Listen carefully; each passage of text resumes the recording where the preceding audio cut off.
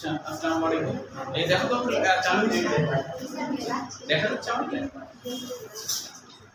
তাহলে আজকে আমাদের পঞ্চম ক্লাস, তাই না? সমন্বয় ও নিয়ন্ত্রণ। বের করো সবাই।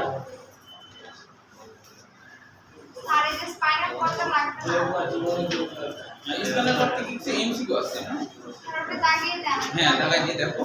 যেমন হলো এখানে ম্যাগনাম ফোরামেন ম্যাগনাম আছে না, এইটা অনেক সময় কাকে বলে আসতে পারে আসার মতো এবং কোথায় থাকে এই বিষয়টা লাগবে আমাদের। তো ফোরামেন ম্যাগনাম মানে হলো, ম্যাগনাম মানে বড়, হ্যাঁ পরিবেশ চেঞ্জ হোক,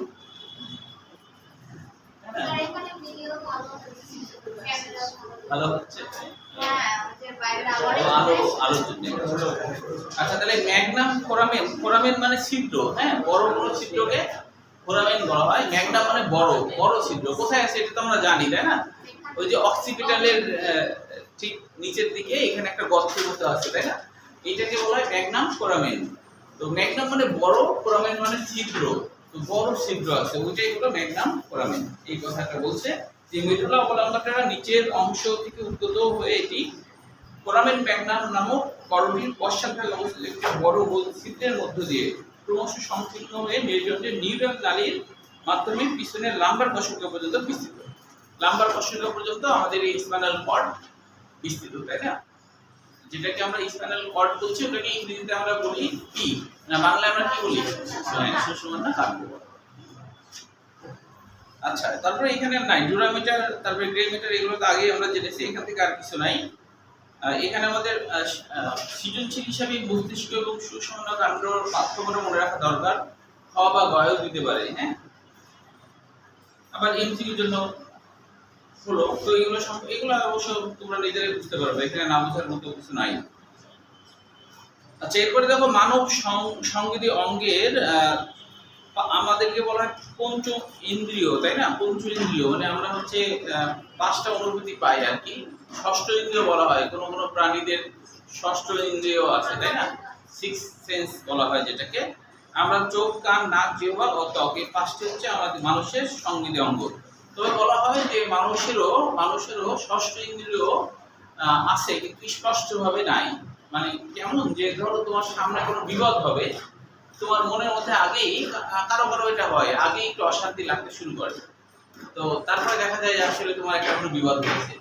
তো এটা হলো ষষ্ঠ ইন্দ্রিয়, মানে এটা ভবিষ্যতের ব্যাপারটা ব্রেন কিছুটা আঁচ করতে পারে, এই ক্ষমতা ব্রেনের আছে, কিন্তু এটা পরিষ্কার না, অপরিষ্কার।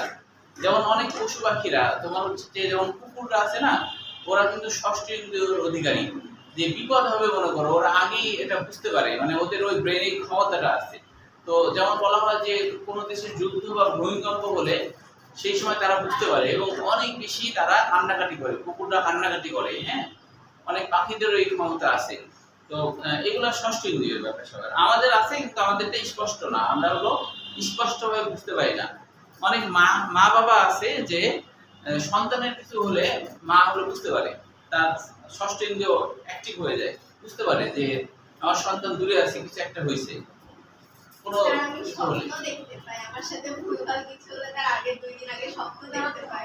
হ্যাঁ, অবশ্য স্বপ্নের কথা আমরা বলা হচ্ছে যে মানে হাদিস অনুযায়ী স্বপ্ন হচ্ছে ওহির 46 ভাগের 1 ভাগ। ওহির 46 ভাগের 1 ভাগ, অর্থাৎ স্বপ্ন হচ্ছে যে কতকগুলো আসে সরাসরি আমাদের স্রষ্টা থেকে আসে। স্রষ্টাই আর কি সতর্ক করার জন্য অনেক সময় স্বপ্ন দেখা যায়। যেমন মৃত্যুর আগে প্রত্যেকটা মানুষ, হাদিসে আছে নাকি প্রত্যেকটা মানুষ মৃত্যুর 40 দিন আগে সে হলো ওই মরা জাতীয় স্বপ্ন আর কি ও দেখবে। এবং সত্যি কি যে আমার নিজের বোন মারা যাওয়ার 40 দিন আগে এরকম দেখেছে, আমাকে গল্প করছে, আমার বড় ছিল কিন্তু আমাকে গল্প করছে। তো আমার তখন বিশ্বাস হয়নি, কিন্তু দেখলাম যে সত্যি মারা গেলেন তিনি, বুঝতে পারছো? তো এরকম বলা হয় যে তোমার যদি মৃত্যু থাকে, তুমি কতগুলো স্বপ্ন, 10টা স্বপ্ন আছে, এগুলো দেখলে তোমার মৃত্যু ধরে নিতে হবে খুব শীঘ্রই। তার মধ্যে একটা নাকি আছে যে তুমি যদি দেখো যে তোমাকে কেউ গোসল করিয়ে দিচ্ছে আর কি, এটা যদি স্বপ্ন দেখো তোমাকে গোসল করিয়ে দিচ্ছে, এইটাও নাকি মৃত্যুর একটা লক্ষণ। তারপরে তোমার মরা মানুষ, কোনো আত্মীয়-স্বজন মরা মানুষ তোমাকে ডাকছে, যে আয় আয় করে ডাকছে, মরা মানুষ আছে, যে মারা গেছে তোমার আত্মীয়-স্বজন কিন্তু তোমাকে ডাকছে আর কি, তাহলে বুঝতে হবে যে তোমার মৃত্যু খুব নিকটে আর কি। তো এরকম কিছু কিছু আর কি ঘটনা দিয়ে সতর্ক করে আর কি। তেমন এখন হয়তো এটা হতে পারে যে মানে তুমি যেটা বললা ওরকম ওরকম হয়তো সতর্ক করার জন্য স্বপ্ন আগে আসে। তাহলে ষষ্ঠ ইন্দ্রিয় না, আমরা আসলে পঞ্চ ইন্দ্রিয়, তাই না?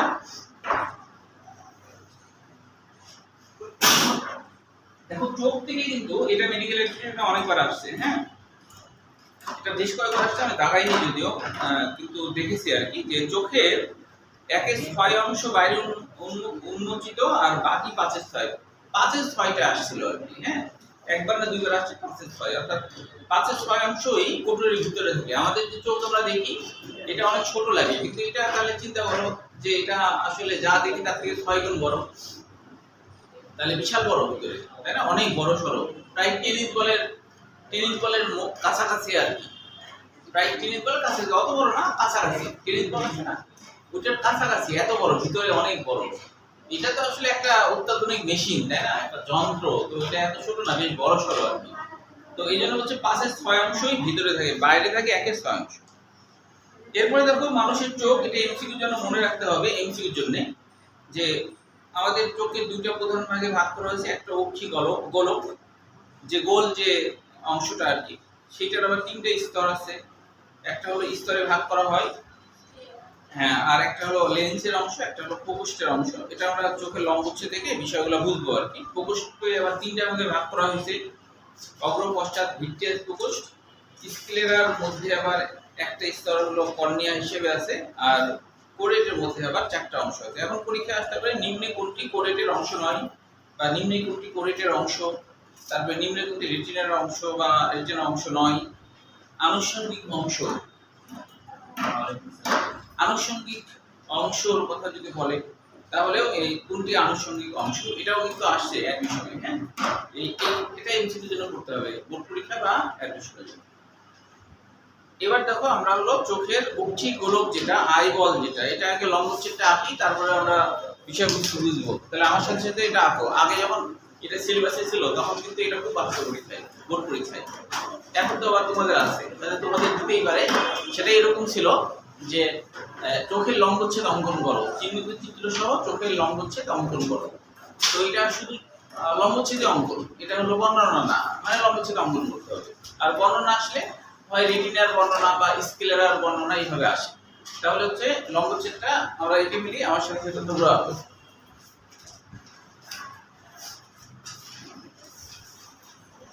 তো এটা আঁকার জন্য, এটা তো গোল, তাই না? প্রথমে আমরা লেন্সের অংশটা একটু এঁকে নেব। তোমরা ধরো এই লেন্সের অংশটা আঁকলাম, তারপরে এইভাবে করে একটা অংশ আঁকবো, এইভাবে একটা অংশ।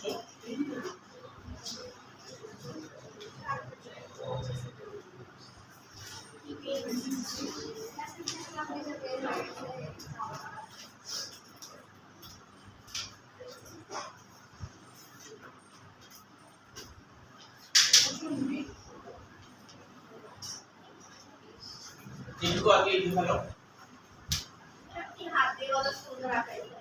তোমরা পারবা, ফটাফট দিয়ে আঁকো, দেখো সুন্দর হবে। এবার হচ্ছে এইখানটাতে কোষ, এটা আসলে এগুলো হলো কোন কোষ এবং রড কোষ বলা হয়।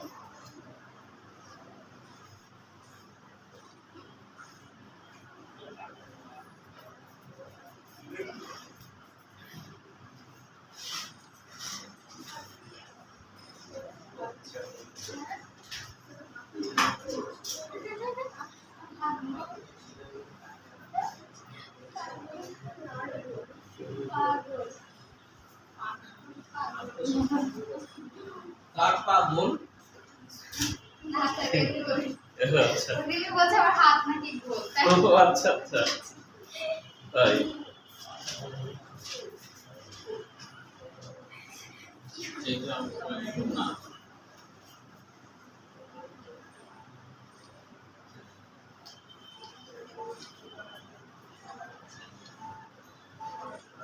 এই অংশটা, তো এই জায়গাটাতে একটা বিষয়, এটা ঠিক লম্ব বরাবর এই জায়গায় একটু বক্ষের মতো হয়। লম্ব বরাবর এই জায়গা এখানে একটু গর্তের মতো হবে, লম্ব বরাবর হতে হবে কিন্তু, হ্যাঁ এই জিনিসটা দিক দেওয়া যাবে না, হ্যাঁ একটা নির্দিষ্ট জায়গা।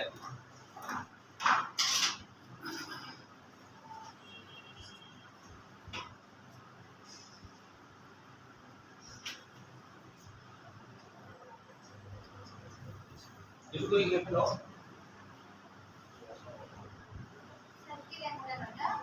ও এই জায়গাটাতে একটু গর্তের মতো থাকে, ওখানে একটু গর্তের মতো দেখাতে হবে, হ্যাঁ কেন পরে বলছি। এরপরে এখান থেকে একটা অংশ আনতে হবে, এভাবে করে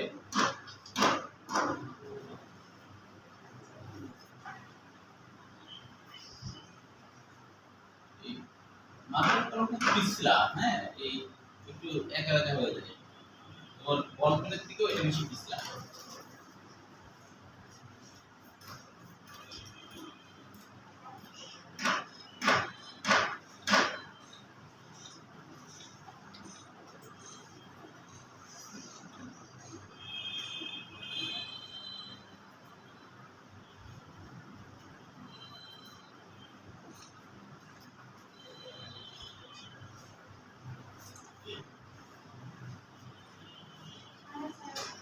করো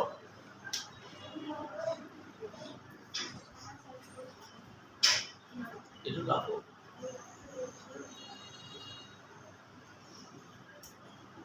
এটা তো আবার ঝুলে থাকে, হ্যাঁ ওই জন্য এখানে আবার ঝুলে থাকা জিনিস দেখাতে হবে।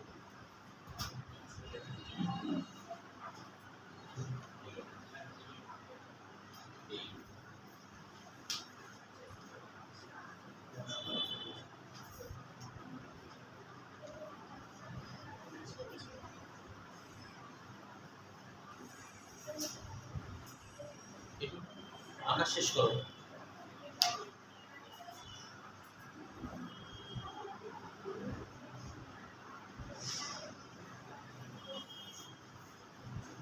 এরপরে এর উপর দিয়ে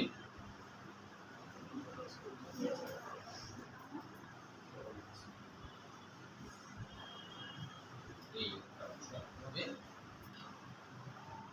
এরপরে এখানে আবার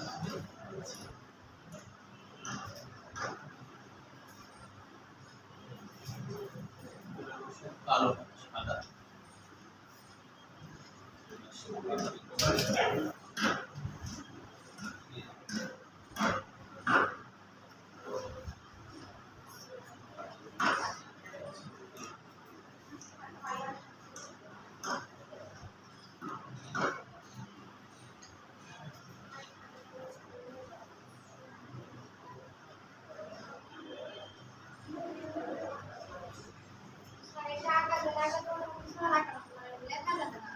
না লেখা আসে না তো, এটা শুধু লম্ব ছেদে আসে, লেখায় এটা বর্ণনা আসে না, খালি লম্ব ছেদে আসে।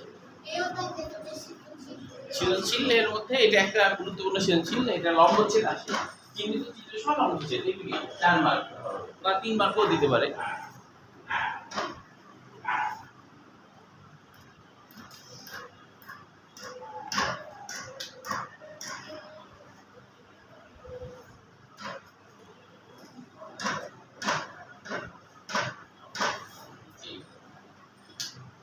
দেখো আমরা চিহ্নিত করি, এই অংশটাকে স্ক্লেরা বলা হয়। পরে আমি কেন এরকম নাম হলো সেটা পরে বলছি, আগে তোমরা চিহ্নিত করো, তারপরে করে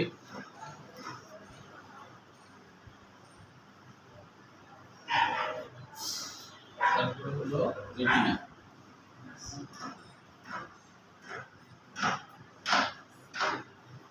আর এই জায়গাটায় গর্তের নাম হলো ফোবিয়া সেন্টালিস, ফোবিয়া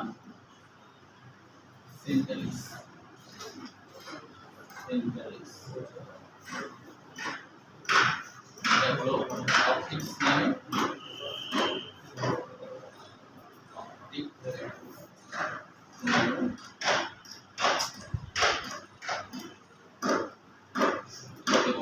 অন্ধবিন্দু।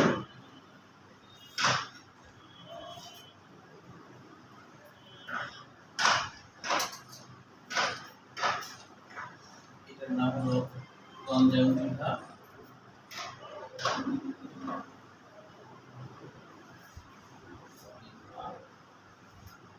তারপরে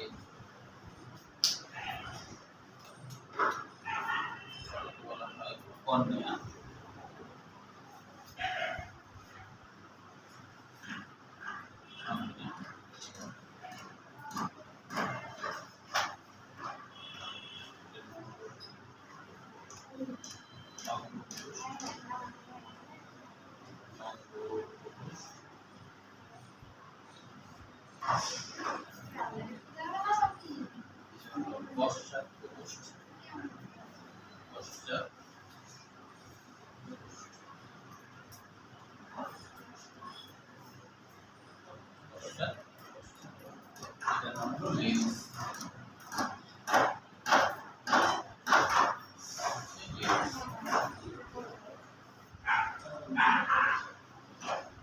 সিলিয়ারি পেশি,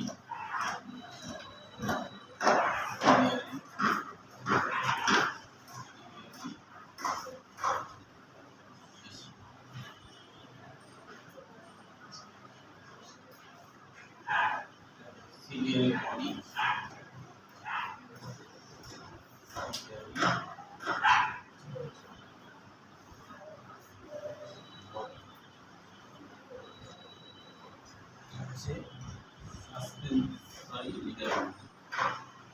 সাসপেনসরি লিগামেন্ট, সাসপেনসরি লিগামেন্ট,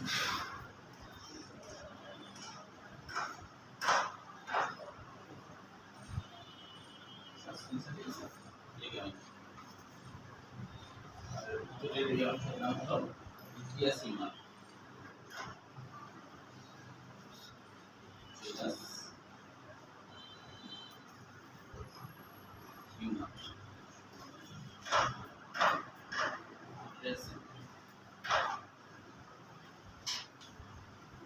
সবগুলোর আমরা বাংলা অর্থ সহ জানতে হবে যে কেন এর নাম এরকম হলো আর কি। হ্যাঁ, এটার নাম ইউপি।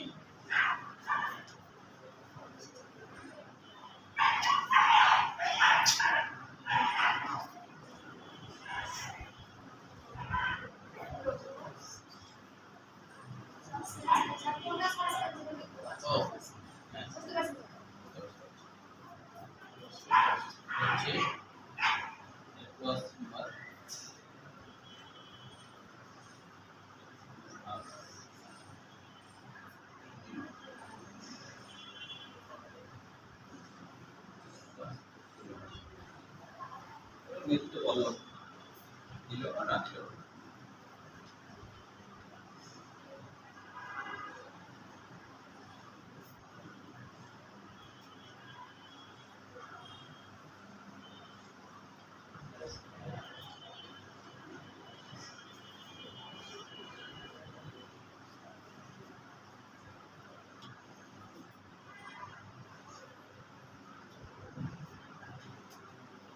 পুরোটা দেওয়া ভালো।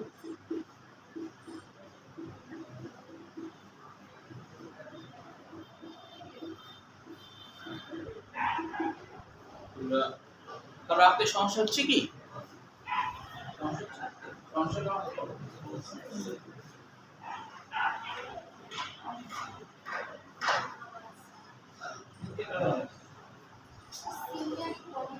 সিলিয়ারি বডি হলো এটা এই এই নিচের দিকেরটা সিলিয়ারি বডি আর এই জায়গাটা হলো সিলিয়ারি পেশি।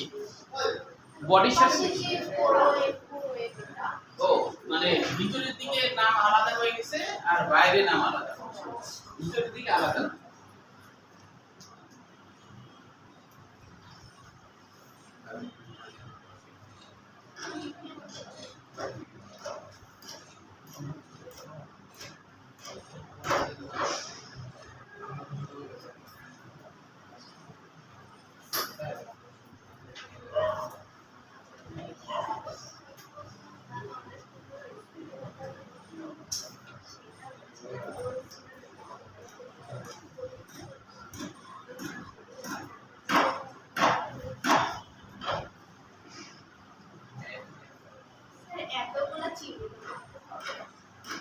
যেমন হলো না হলেও হবে, তারপরে ইঞ্জিনিয়ারিং বডি ইঞ্জিনিয়ারিং না হলেও হবে। তো গুরুত্বপূর্ণ তিনটির মধ্যে স্কেলার করে রেটিনা আর বাইরের দিকে পয়েন্ট আর কর্নিয়া, এই কয়টা চিহ্নিত করলে যথেষ্ট। তো আর অপটিক্স নেই।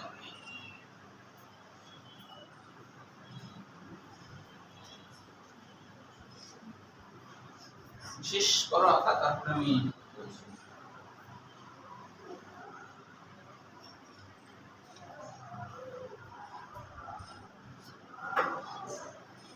শুধু আঁকলে তো হবে না, বুঝতে হবে বিষয়টা। বুঝলে তখন মানে ছবিটা সহজ মনে হবে, আর না বুঝলে ছবিটাও কঠিন মনে হবে এবং কোনো কিছু মাথা মুন্ডু কিছুই আসলে মাথায় আসবে।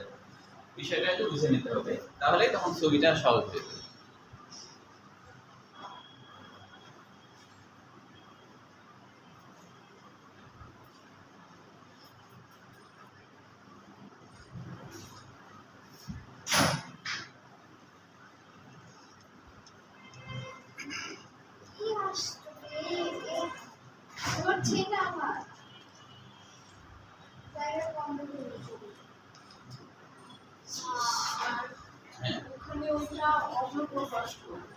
আর মঞ্চে স্যার ওই একই জিনিস অ্যাকোয়াস হিউমার।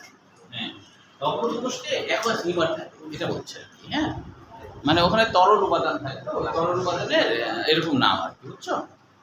এখানে একরকম তরল উপাদান, এখানে আরেক রকমের তরল উপাদান, এই জায়গাটা পুরোটা আরেক রকমের তরল উপাদান। হ্যাঁ, তাহলে দুটোই তরল উপাদান, কিন্তু তরল উপাদানের মধ্যে পার্থক্য আছে। হ্যাঁ,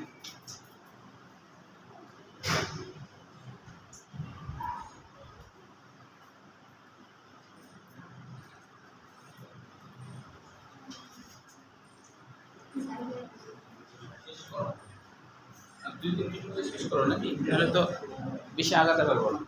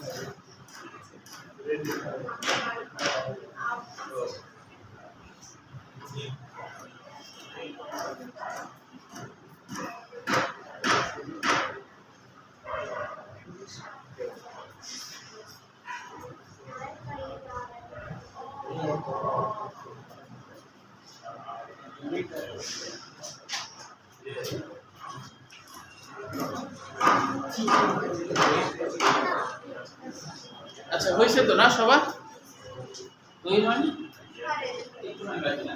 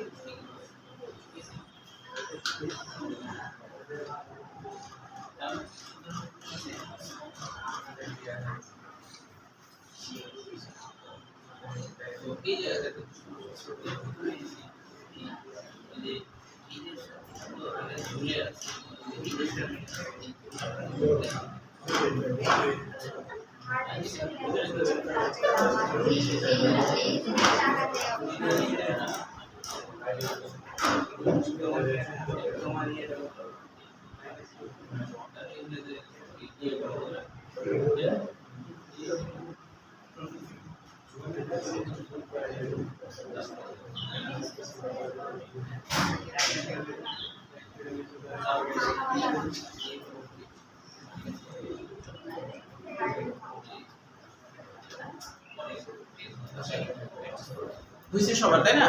আচ্ছা, তাহলে এবার একটু আমরা খেয়াল করি, সবাই একটু দেখো আগে আগে বিষয়টা বুঝি। আমাদের চোখ তো আসলে গোল, তাই না? তো এখন এই গোল জিনিসের ভিতরে একরকম নাম, ভিতরের স্তরটা বাইরের দিকে এসে আরেক রকম হয়ে গেছে। এই জন্য দুই রকম নাম। মনে করো আমাদের এরকম হাত, এই আমার এই মুখটা মনে করো চোখ, চোখের স্তর মূলত তিনটা, চোখের স্তর মূলত তিনটা। একবারে বাইরের যে স্তর সেটাকে স্ক্লেরা বলে।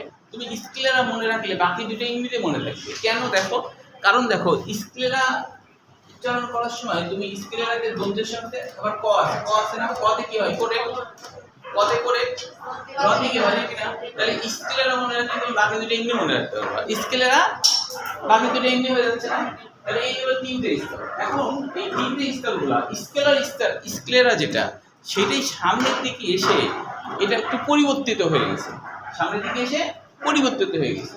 তো মনে করো এই যে স্কেলেরা সামনের দিকে এসে কর্নিয়াতে রূপান্তরিত হয়ে গেছে, তাহলে এই স্তরটা আবার ভিন্ন, তাই না, সামনের দিকে এসে ভিন্ন রকম হয়ে গেছে। তো একবারে আমাদের বাইরের দিকে কিন্তু কর্নিয়ারও বাইরের দিকে আরেকটা পর্দা থাকে, তার নাম হলো কনজাংটিভা, তাই না। আর কনজাংটিভার নিচে আছে কর্নিয়া, কিন্তু ওই কর্নিয়ায় কিন্তু ভিতরের দিকে কিন্তু স্ক্লেরা হিসেবে আছে। স্ক্লেরার আবার কিছু অংশ সাদা, এই যে আমাদের বাইরেও আছে, এই যে সাদা, এটা কিন্তু স্ক্লেরা। স্ক্লেরা কেন নাম হলো, স্ক্লেরেন থেকে স্ক্লেরা নাম হয়েছে। স্ক্লেরেন, স্ক্লেরেন মানে কি শক্ত, এই স্তরটা বেশ শক্ত হয়, এটা বেশ শক্ত হয়, এই জন্য এরকম নাম হয়েছে। স্ক্লেরা কথাটা আসছে স্ক্লেরেন থেকে। হ্যাঁ, তাহলে প্রথমে আমরা মনে রাখবো তিনটে স্তর, ভিতরের দিকে তিনটে স্তর, বাইরে আসে আবার বেশ কয়েকটা স্তর ভিন্ন ভিন্ন হয়েছে। তাহলে স্ক্লেরা মনে রাখলে বাকি দুটো মনে থাকবে। একবারে বাইরে স্ক্লেরা, তার নিচে ক আছে, তারপরে হলো কোরেক্ট, তাই না, তারপরে র আছে মানে রেক্টা, তাই না, হয়ে গেল। এখন বাইরের দিকে এসে আবার ভিন্ন রকম অবস্থা তৈরি করছে। যেমন আমরা যে মণি দেখতে পাই, যে মণিটা আমরা যদি এটা দেখি না, এই যে ফাঁকা জায়গা যেটা আছে, এই ফাঁকা জায়গা, এই ফাঁকা জায়গাটা যদি তুমি এইভাবে দেখো, যে মনে করো কালো দিয়ে মণি দিই, মনে করো এটা আমাদের মণি, মণির একবারে ভিতরের দিকে ছিদ্র আছে, কিন্তু ওই ছিদ্রকে আমরা কিন্তু পিউপিল বলছি, ওই ছিদ্রকে আমরা পিউপিল বলছি, ঠিক আছে। তো এই যে এখানে যে ছিদ্র আছে ভিতরে, দেখা যাচ্ছে ছিদ্রটা, দেখা যাচ্ছে তো, অন্য কালি দিয়ে হলে বোধহয় আরো ভালো হতো নাকি। হ্যাঁ, এইখানে, হ্যাঁ, আর এই আশপাশটা মনে করো এরকম এরকম আইরিশ, আশপাশে যেটা আছে ওটাকে আমরা আইরিশ বলছি। হ্যাঁ, আর সবকিছু মিলে আমরা এটাকেই তো মণি বলি, এটাকে আমরা মণি বলি। কিন্তু হলো মণির ভিতরের দিকে কিন্তু একটা ছিদ্র আছে। তুমি যদি মনে করো যে আমাদের ছিদ্রটা তো দেখতে পাবো না, কারণ ছিদ্রের উপরে আবার দুইটা পর্দা, কর্নিয়া আর কনজাংটিভা। হ্যাঁ, কিন্তু হলো মণিতে ভিতরে একটা ছিদ্র আছে, মণির মধ্যে আরেকটা ছোট্ট একটা খুবই ঘন একটা অংশ মনে হয় না, ওইটা কিন্তু আসলে একটা ছিদ্র, ওইটাকে পিউপিল বলা হয়। পিউপিল কেন বলা হয়, পিউপিলের বাংলা অর্থ কি? হ্যাঁ, পিউপিল, এই যে বলছে না যে পিউপিল, পিউপিলের বাংলা অর্থ কি জানো? পুতুল। পুতুল কেন এরকম নাম হলো, পুতুল নাম কেন হলো? কারণ কেন জানো? কারণ হলো তুমি যদি মনির দিকে তাকাও, কারো চোখের মনির দিকে তাকাও, তাহলে ওর মধ্যে প্রতিবিম্ব দেখা যায়, ওখানে একটা ছোট্ট পুতুল বসে আছে, বসে আছে না, তাকায় দেখবা, তাকায় দেখবা যে তোমার ওই মনির ভিতরে একটা ছোট্ট পুতুল বসে আছে, ওই জন্য নাম হয়েছে, ওই পুতুলটাকেই বলা হচ্ছে পিউপিল। পিউপিল মানে পুতুল, পুতুল বসে আছে ওখানে, ওই জন্য নাম হয়েছে পিউপিল, মানে পুতুল, পুতুল বসে আছে। তাহলে ওই পুতুলের আশপাশে এটা হলো আইরিশ। এখন লম্বচ্ছেদ করছে তো, তাই এটা কাঠির মতো লাগছে, আসলে তো কাঠির মতো কিছু না, তাই না, চারপাশ দিয়ে ঘিরে আছে। তো এইটা হলো সেই আইরিশ, এটা পিউপিল। তাহলে এই গোটা আইরিশটা আসলে এই যে আশপাশে যেটা আছে সেটা, আশপাশে যেটা আছে সেটা ওই আইরিশ, আর ভিতরে পিউপিল মানে ছিদ্র। তো আসলে ওই ছিদ্রের মধ্যে তুমি যদি চিকন ছুঁই ঢুকে যাবে, কারণ ওখানে ছিদ্রই আছে, কত দূর পর্যন্ত? লেন্স পর্যন্ত আছে, লেন্স পর্যন্ত কিছুটা ছিদ্র আছে। হ্যাঁ, না কিন্তু হলো পর্দা ভেদ করে যাওয়া লাগবে, ওদের দুইটা পর্দা আছে না, একবারে তো ফাঁকা না, তাই কি না? আচ্ছা, তো তারপরে এখন এই যে লেন্স তো আলোটাকে একই প্রতিসরিত করে এই কেন্দ্রবিন্দুতে নিয়ে যায়, যাতে করে এই জায়গাটা হলো ফোবিয়া সেন্টারিস। এই ফোবিয়া সেন্টারিস হলো একটা হলুদ বর্ণের জায়গা, একটা ছিদ্র, ফোবিয়া মানে ছিদ্র, এবং সেন্টারিস মানে কেন্দ্রবিন্দু, অর্থাৎ কেন্দ্রবিন্দুতে ছিদ্রের মতো গঠন আছে। তার কিন্তু আরেকটা নাম আছে, দেখো যে ফোবিয়া সেন্টারিসে আরেকটা নাম বইয়ের মধ্যে দেওয়া আছে, আরেকটা নাম আছে, বলি এটা দাঁড়াও, আর নামটা হলো ম্যাকুলা লুটিয়া, পরের পৃষ্ঠায় আছে ম্যাকুলা লুটিয়া। ম্যাকুলা লুটিয়া মানে হলো, লুটিয়া মানে হলুদ, আর ম্যাকুলা মানে বিন্দু, মানে হলুদ বিন্দু, একটা হলুদ বিন্দু আছে, ওইখানে সব আলোগুলো এসে জমা পড়ে আর কি, তখন আমরা ভালো দেখতে পাই, বেশি ভালো দেখতে পাই। তুমি যদি কোনো, হ্যাঁ লুটিয়া মানে হলুদ, তাহলে হলুদ বিন্দু, হলুদ বিন্দু একটা বিন্দুর মতো গঠন। আমরা আমরা দেখবা যে তুমি হলো যে ভালো দেখতে পাও কিভাবে, তুমি যদি একটা মানুষের গোটা শরীরের দিকে তাকাও, তাহলে কিন্তু সেই মানুষের কোথাও যদি ব্রণ থাকে তাহলে তোমার চোখে পড়বে না, কিন্তু তুমি যখন ওই সত্যিকার ভাবে ব্রণ দেখতে চাইবে তখন কিন্তু ওই কুইয়ার সেন্টিলিস কাজ করে, মানে নিখুঁত ভাবে দেখার জন্য, নিখুঁত ভাবে দেখার জন্য। কারো কাটা ফুটেছে, তুমি হচ্ছে হাতে তাকালা কাটা দেখতে পেলা না, তখন হচ্ছে আরে দেখতে পাচ্ছি না এই যে এইখানে আছে, তখন তোমার ওই কুইয়ার সেন্টিলিস কাজ করবে, মানে এখানে ভালো দেখা যায়, নিখুঁত ভাবে দেখা যায়, এই জায়গাটা কাজ করে বেশি। হ্যাঁ, তো তাহলে আমরা তো গোটা, তুমি যেমন গোটা বোর্ড দেখতে পাচ্ছ ওকে, ঠিক আছে, হ্যাঁ, ও উদ্দীপনা মস্তিষ্কে বসে আসলে আলো যখনই আমাদের এইখানে, কিন্তু এই যে রেটিনা আছে না, এই রেটিনা তো এখানে অসংখ্য কোষ, যারা হলো রড কোষ, নিখুঁতভাবে দেখার প্রয়োজন হয় ওই উদ্দীপনা মস্তিষ্কে তারপরে। হ্যাঁ, তোমার যখন অনুভূতি ফিল হয় যে আমি এই নির্দিষ্ট জায়গাটাকেই দেখবো, তখনই তুমি ওটা দেখতে পাবে। এটা ব্রেন থেকেই নির্দেশনা আসে যে আমি নিখুঁতভাবে এই জায়গাটা দেখতে চাই, তখন কিন্তু সে ওটা দেখতে পায়। যেমন হলো যখন কেউ বল করতে আসে, তখন কিন্তু নিখুঁতভাবে ওর হাতটা দেখে যে হাতটা কোন দিকে সুইং করছে, এটা কিন্তু নিখুঁতভাবে দেখে। এমনি গোটাটা দেখলে তো হাত সুইং দেখতে পাবে না, তখন কুভিয়াস ইন্টেলিজেন্স কাজ করে নিখুঁতভাবে দেখার ক্ষেত্রে আর কি, তখন ভালো দেখা যায় আর কি, কুভিয়াস ইন্টেলিজেন্স তখন ভালো দেখতে পাওয়া যাবে আর কি। হ্যাঁ, তো এখন দেখো যে লেন্সটা ঝুলে আছে এই সাসপেনসরি লিগামেন্ট, সাসপেনসরি লিগামেন্ট, এই যে এটা তাই না, সাসপেনসরি লিগামেন্ট, ঝুলে থাকা লিগামেন্ট বলা হয়। সাসপেনসরি মানে ঝুলে থাকা বা আটকে থাকা, ঝুলে থাকা লিগামেন্ট। তো এই লিগামেন্টটা এটাকে ঝুলিয়ে রাখছে, এই লেন্সে আমাদের আলো প্রতিসরণ করে নির্দিষ্ট জায়গায় আনতে মানে ব্যবস্থা করে। আর মূলত আমাদের হচ্ছে যে রেটিনাতে যে কোষগুলো আছে, রড কোষ আর কোন কোষ, তো আমরা তো জানি কোন কোষ দিনের বেলায় দেখতে সাহায্য করে। কিভাবে আমরা দেখি, কোন কোষের মধ্যে এমন কিছু প্রোটিন জাতীয় বর্ণকণিকা আছে যে ওইখানে যখন আলোর রশ্মি ফোটন করা আঘাত আনে, তখন কিন্তু ওই বর্ণকণিকাতে একটা ছবি প্রতিবিম্ব তৈরি হয়ে যায়, আর ওই প্রতিবিম্বই কিন্তু অপটিক্স নেওয়ার মাধ্যমে ব্রেনে ওটা দেখায়। যদিও উল্টাভাবে আমরা ছবিটা তুলি, তাই না, ভিতরে যায় সোজা করে দেখায়, আমরা যে কোনো জিনিস উল্টা হয়ে আসে, ব্রেন ওটাকে সোজা করে দেখায়। তো তাহলে ওখানে বর্ণকণিকা আছে, ওই বর্ণকণিকাতেই কিন্তু আমাদের ছবিগুলা প্রতিবিম্ব তৈরি করে। যেমন যে কোনো ছবি জন্য কিন্তু তোমার একটা প্রতিবিম্ব, কোনো একটা কিছু লাগবে, তাই না।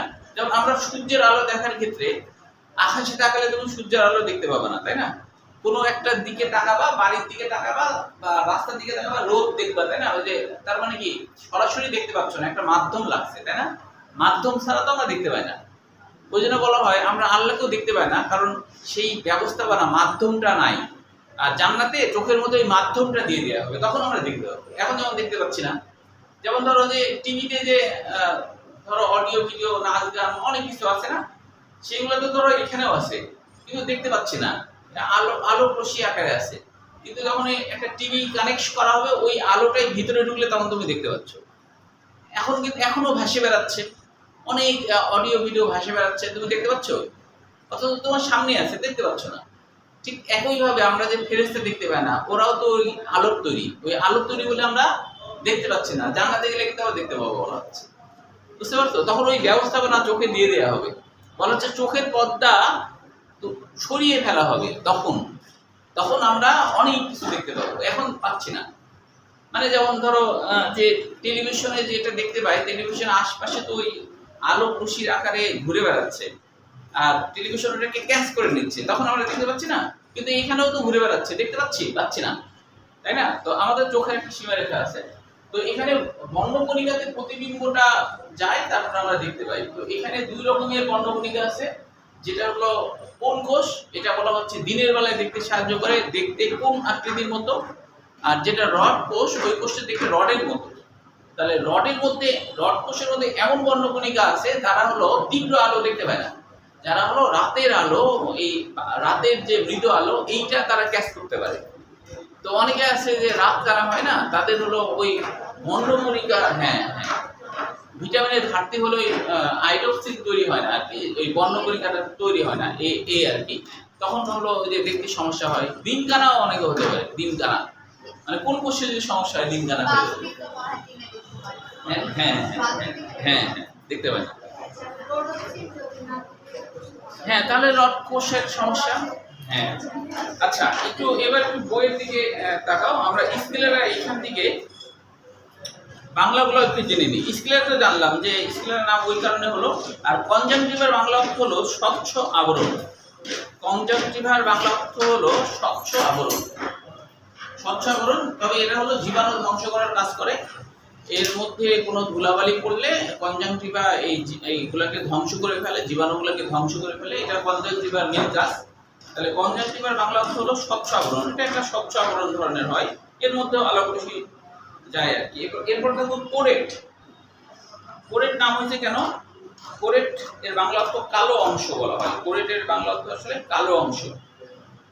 এখানে মেডিকেল এডমিশনে 10 সালে একটা কোশ্চেন আসছিল যে এটি স্কেলের নিচে অবস্থিত রক্তবাহিকা সমৃদ্ধ ও মেলানিন রঞ্জকে রঞ্জিত, ওই জন্য কালো হয় আর কি। মেলানিন তো কালো তৈরি, কালো ইয়ে করে, রঞ্জকে রঞ্জিত স্তর। মেলানিন রঞ্জক থাকে, এটি কালো দেখায়। এই মেলানিনের কথাটা মেডিকেল এডমিশনে 10 সালে আসছিল। ও, অনেকের ভিন্ন রকম হয়, জিন, ওটা জিনগত কারণে। বেশিরভাগ মানুষের যা, সেটাই এখানে বলা হচ্ছে, বেশিরভাগ মানুষের যা। হ্যাঁ, আচ্ছা, এরপরে দেখো আইরিশ। আইরিশের বাংলা অর্থ কিন্তু আসলে চোখের তারা বা মণি। আমরা যেটাকে আইরিশ মণি বলি, যে গোটা কালোটাকে একসাথে মণি বলি, গোটা কালোকে একসাথে মণি বলি। আর মণির ভিতরে তো পিপিল আছে, তাই না? তো ওটাই তো আমরা এই যে এই জিনিসটাই হলো সেই আইরিশ। এই যে এটা আইরিশ। কর্নিয়া বাইরে থেকে দেখা যাবে না। কর্নিয়ার উপরে তো আরেকটা পর্দা আছে, কনজাংটিভা আছে। কর্নিয়ার উপরের দিকে আরেকটা, ওই যে মানুষের চোখ দান করে না, ওটা কিন্তু কর্নিয়া দান করে, খালি জাস্ট কর্নিয়াটা দান করে। কর্নিয়ার সমস্যা হলে, একবারে অভ্যন্তরে সমস্যা হলে ওটা কাজ করে না। চলো, কর্নিয়া কাজ। হ্যাঁ, হ্যাঁ।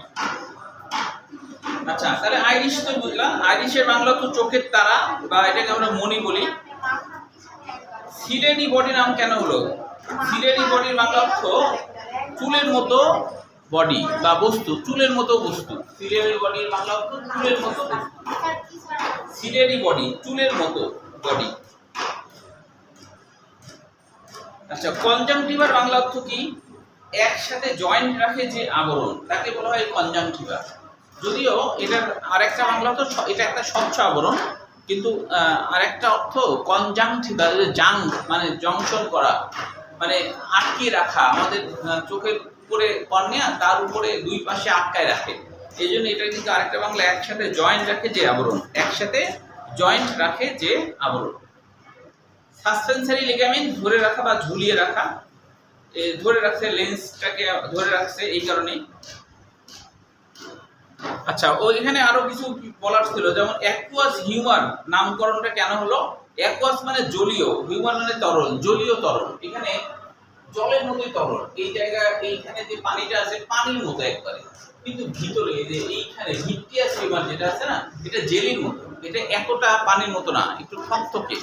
এই যে ভিতরে ভিতরে ভিতরে আর কি। হ্যাঁ, ভিতরের পানি যদি বের হয়ে আসে, মানুষ অন্ধ হয়ে যায়। মানে এই জেলির মতো পানির ভিতরে আলো মিশে যায়, এখানে যদি পানি বের হয়ে যায় না, মানুষ অন্ধ হয়ে যায়। এটা খুবই দরকারি। না না, অন্যেরটার সাথে জিনগতভাবে তো একটু আলাদা হয়। হ্যাঁ, মানে এই জিনিসটা খুবই গুরুত্বপূর্ণ। এইখানকার পানি বের হয়ে গেলে চোখ অন্ধ হয়ে যাবে। এটা খুবই গুরুত্বপূর্ণ। না, এটা এই গোটা ফাঁকা জায়গা, এটা তো একটা গহ্বর, তাই না? এই গোটা ফাঁকা জায়গায় জেলির মতো তরল পদার্থ আছে, ওইটার নাম হলো ভিট্রিয়াস হিউমার। ভিট্রিয়াস হিউমারের বাংলা অর্থ আছে জেলির মতো ঘন পদার্থ। ভিট্রিয়াস হিউমারের বাংলা অর্থ জেলির মতো। আরেকটা বাংলা আছে কাচের মতো। ভিট্রিয়াস মানে কাচের মতো। হ্যাঁ, জেলের মতো ঘন পদার্থ। আর একটা বাংলা হলো কাচের মতো, মানে এটা একটু স্বচ্ছ ধরনের, জেলির মতো হলো স্বচ্ছ, কাঁচের মতো লাগে, তাই আর কি। তাহলে দেখো দুই জায়গায় দুই রকম জল, এদের নামও ভিন্ন হলো। একটা হলো পানির মতো, তাই এটা অ্যাকোয়াস স্টিমার হলো, আর এটা তো জেলির মতো, তাই এটা ভিজিয়াস স্টিমার হলো। তাহলে দুই জায়গায় দুই রকম। এখন দেখো এখানে একটা গুরুত্বপূর্ণ বিষয়, এখানে একটা প্রকোষ্ঠ, আইরিশ আর কর্নিয়ার মাঝে একটা প্রকোষ্ঠ, আবার সাসপেনশনারি লিগামেন্ট আর আইরিশের মাঝে একটা প্রকোষ্ঠ। তাহলে দুইটা প্রকোষ্ঠ না, তাই প্রথমটার নাম হলো অগ্র প্রকোষ্ঠ, এখান থেকে এটার নাম অগ্র প্রকোষ্ঠ, আর এইটার নাম হলো পশ্চাৎ প্রকোষ্ঠ। দুইটা প্রকোষ্ঠ আছে না এখানে? তাহলে প্রথম এইটুক জায়গার নাম, এই কালো আর সবুজের মাঝে এই জায়গাটা অগ্র প্রকোষ্ঠ, আর এইখান থেকে যে এর মাঝে যে ফাঁকা জায়গা বা এখানে যে ফাঁকা জায়গা, এইটা হলো পশ্চাৎ প্রকোষ্ঠ। অগ্র প্রকোষ্ঠ, পশ্চাৎ প্রকোষ্ঠ। অ্যাকচুয়ালি তিনটা প্রকোষ্ঠ বলা যায়, কারণ ভিতরের এটাও একটা প্রকোষ্ঠ, তাই না? ভিতরের দিকে এটাও একটা প্রকোষ্ঠ, সামনের দিকে দুইটা প্রকোষ্ঠে ভাগ করা হয়েছে, অগ্র আর পশ্চাৎ। আচ্ছা, আর ফোবিয়া সিনথেসিস তো বললামই। আচ্ছা, আরেকটা হলো যে রেটিনার বাংলা অর্থ কি হতে পারে বলো তো? কর্নিয়ার বাংলা অর্থ কিন্তু স্বচ্ছ বোঝায়, হ্যাঁ, কর্নিয়ার বাংলা অর্থ স্বচ্ছ বোঝায়, স্বচ্ছ পর্দা। হ্যাঁ, অপটিক স্নায়ু, অপটিক স্নায়ু, অপটিক স্নায়ুর বাংলা অর্থ কি বলো তো? এখানে আছে না অপটিক স্নায়ু, অপটিক মানে হ্যাঁ দৃষ্টি শক্তি বলা হয়। আচ্ছা, তারপর হলো রেটিনার বাংলা অর্থ হচ্ছে যে অক্ষিপট বা অক্ষিপট আর কি। অক্ষিপট মানে কি বলো তো? অক্ষিপট, পট মানে চিত্র, চোখের চিত্র, যেখানে চোখের চিত্র আর কি মানে প্রতিবিম্ব তৈরি হয়, ওই জন্য এর নাম হলো অক্ষিপট। এই পট মানে কিন্তু চিত্র বোঝায়। তাহলে রেটিনার বাংলা অর্থ হলো অক্ষিপট। রেটিনার বাংলা অর্থ অক্ষিপট, পট মানে চিত্র, চোখের চিত্র, মানে চোখ যে চিত্রগুলা আর কি তুলে আর কি, ওটাই হলো চোখের চিত্র বা রেটিনা। রেটিনার দিকে কিন্তু অনেকগুলো মেডিকেল অ্যাডমিশন আসছে, যেমন দেখো রেটিনার দিকে মেডিকেল অ্যাডমিশন আসছে 7 সালে, আবার 8 সালে, আবার 1 সালে, তিনটা কোশ্চেন এই রেটিনার ভিতর দিকে আসছে। বিশেষ করে যেগুলো আসছে যেমন হলো যে এই যে রডোপসিন, মানে রড কোষে থাকে যেটা, সেটা রডোপসিন, রড কোষে থাকে তাই রডোপসিন। কোন কোষে হলো আইডোপসিন, এটা ভিটামিন এ। আর রড কোষের সংখ্যা কত? 12 কোটি বা 12 কোটি 50 লক্ষ। কোন কোষের সংখ্যা? 60 থেকে 70 লক্ষ। এগুলো গুরুত্বপূর্ণ এমসিকিউ। তারপরে রড কোষ তো জানোই, এটা রাতের আলোতে, আর হচ্ছে কোন কোষ হলো দিনের আলোতে। তাহলে কোন কোষ লাল রং, তারপরে দ্বিতীয় ধরন সবুজ রং এবং তৃতীয় ধরন নীল রঙের জন্য। আর 3 ধরনের কোষের সমানভাবে হলে তখন সাদা হয়। রড কোষ এবং কোন কোষের পার্থক্য, এই পার্থক্যের মধ্যে 1 নম্বর আর 3 নম্বর এমসিকিউর জন্য পড়তে হবে, তবে এটা পড়ে রাখা ভালো অন্তত 4টা পার্থক্য হওয়ার জন্য। আচ্ছা, এইটুকু পর্যন্তই পরীক্ষা নিই, ঠিক আছে? এইটুকু পর্যন্ত পরীক্ষা থাকবে, তাহলে খুব বেশি কিন্তু হলো না, তোমরা আশা করি পারবা, ঠিক আছে? তাহলে এই পর্যন্তই শেষ করলাম। ও আচ্ছা, তোমরা তো বলো এখানে কি যা আলোচনা হলো এর মধ্যে কোনো কোশ্চেন আছে কিনা? লম্ব হচ্ছে কোনটা নামটা? মাইক্রো ও মাইটোকন্ড্রিয়া, মানে আমরা জানি মাইটোকন্ড্রিয়া এটিপি তৈরি করে, তো এটিপি ছাড়া কোনো কাজ করা সম্ভব না। হ্যাঁ, যেমন ধরো এটিপি তৈরি করে, শক্তি উৎপাদন হলো, ওই যে প্রতিবিম্ব তৈরি হয়েছে, ওই প্রতিবিম্ব যে ব্রেনে পাঠাবে সেটাতেও এটিপি লাগবে। তাহলে এটিপি ছাড়া কোনো কাজই হবে না। হ্যাঁ, পার্থক্য পর্যন্ত এক্সাম। বলো কারো কোনো কোশ্চেন আছে কি এই যুগের মধ্যে? তাহলে আজকে এখানে শেষ করলাম। হ্যাঁ।